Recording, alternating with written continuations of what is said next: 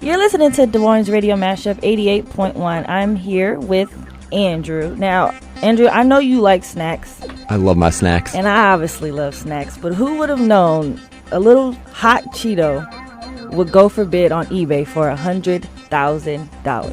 $100,000. The Cheeto looks like Harambe, the deceased gorilla that was in the Cincinnati Zoo. Okay. Yeah, I actually looked at the Cheeto, and it really does look like a picture of him.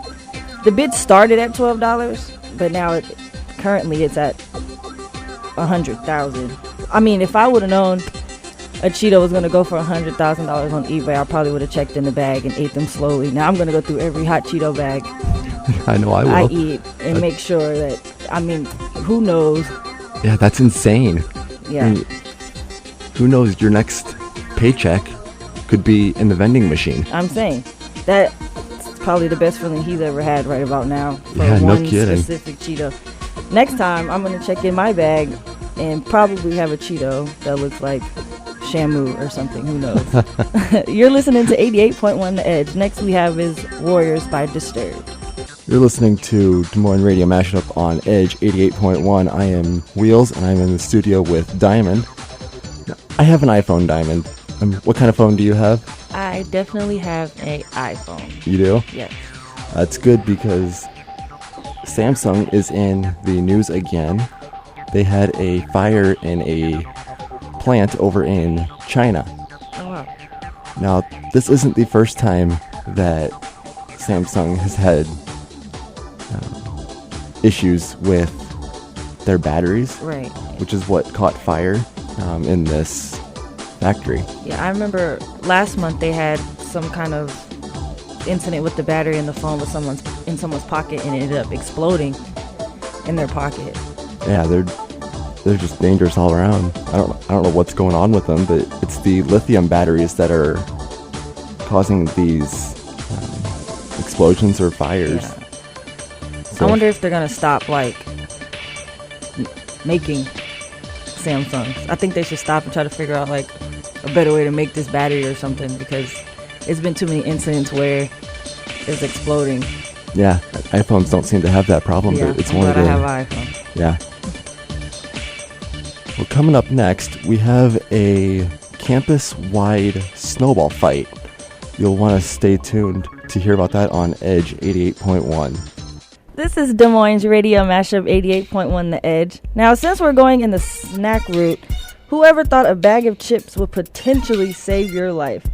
Now, Tostitos Chips for the Super Bowl made a bag of chips that breathalyzes you, because I guess everyone's drinking during the Super Bowls, I guess. But you blow into the bag of chips, and a message is supposed to come across the thing saying you're too drunk to drive. And they give you a free $10 free ride, only one, for an Uber. Now, I mean, I guess that's good for Ubers, but I feel like if you are able to blow into, or you think you should blow into a chip bag to see if you're drunk, you're obviously too drunk to do anything at this point.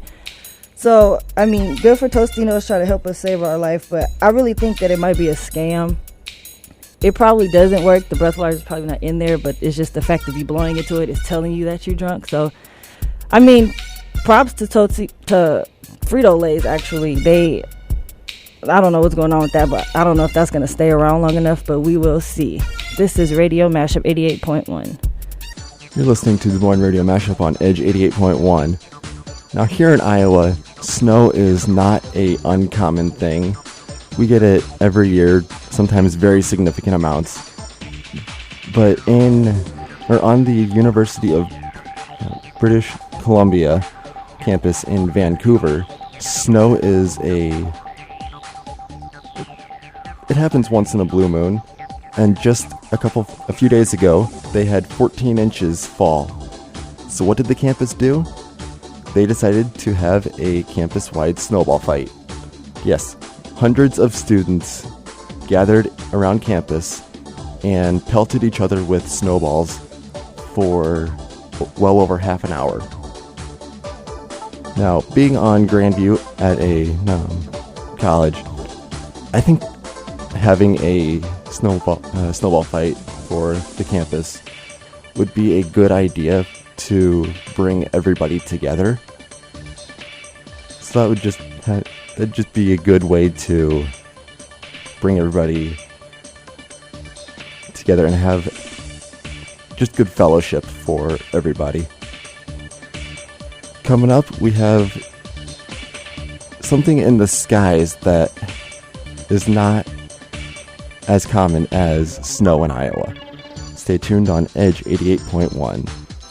You're back with Des Moines Radio Mashup. Now, obviously, you have to be 21 and over to drink here, and in some other countries, you have to be 18. But never have I seen it be 12. A 47-year-old man tried to trade a bottle of vodka for some Girl Scout cookie. I believe they were Thin Mints, I believe the thing said. Now, this makes me feel like whenever I do have a family or have a daughter, I don't really want her to sell Girl Scout cookies. I was never sold Girl Scout cookies before, but now that stuff like this is happening and he probably thought it was okay, it's kind of weird to tell a 12-year-old, hey, I'll give you a bottle of vodka for some Thin Mints, which is obviously really weird. But I'd say to the people, keep your Girl Scout troops safe before this starts happening around the world. You're listening to Des Moines Radio Mashup 88.1. In one part of Canada, a fireball or a meteor has been or was sighted.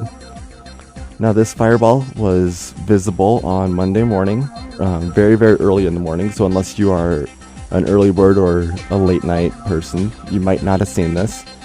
But this fireball was visible in Illinois, Wisconsin, Michigan, Indiana, Ohio, Iowa, New York, Kentucky, Minnesota, and Ontario, Canada. Now, this may bring out some skeptics. Like, what was this exactly? Was it a meteor, or was this a UFO? I myself think it was a meteor. I'm one of those people that believes in life on other planets, but that level of life I am not sure of. I'm not sure if they're intelligent life or if it's plants or invertebrates. It's something that people have been wondering for years about, if things really do exist out beyond our galaxy. Coming up, we have a snack that is bringing in some pretty decent money. Stay tuned on Edge 88.1. And you're back with Diamond and Andrew on Des Moines Radio Mashup. So, I know I've heard a lot about people swallowing spiders in their sleep or stuff crawling up their nose, and they've said it's a myth, actually. That is actually a myth. Yeah. But not for this lady. A lady in India said she had a nightmare sensation in her nose while she was sleeping, and she made her son take her to the hospital, and come to find out it was a cockroach stuck in between her eyes, between her eyes and her brain, and it was still alive. Cockroaches, when you think of a cockroach, you think of, at least I think of the Madagascar hissing cockroaches. Yeah. Which are 5 or 6 inches long. Yeah. They said, well, because it was still alive, they tried to take it out with a vacuum suction, but they said it was too big. Yeah. So then they had to take it out with a nasal endoscope. I'm not really sure what a nasal endoscope looks like, but as long as they got that beetle out, I'm fine. I couldn't go through anything like this. I can only imagine the pain that woman was going through. Yeah, it's probably the weirdest sensation in your nose, or to feel it up there moving. It's probably terrible. Probably felt just like a nasal congestion. Yeah. That was moving. Yeah, now I know that I'm going to be sleeping under the covers forever now. Hopefully no beetles or cockroaches get up under my nose.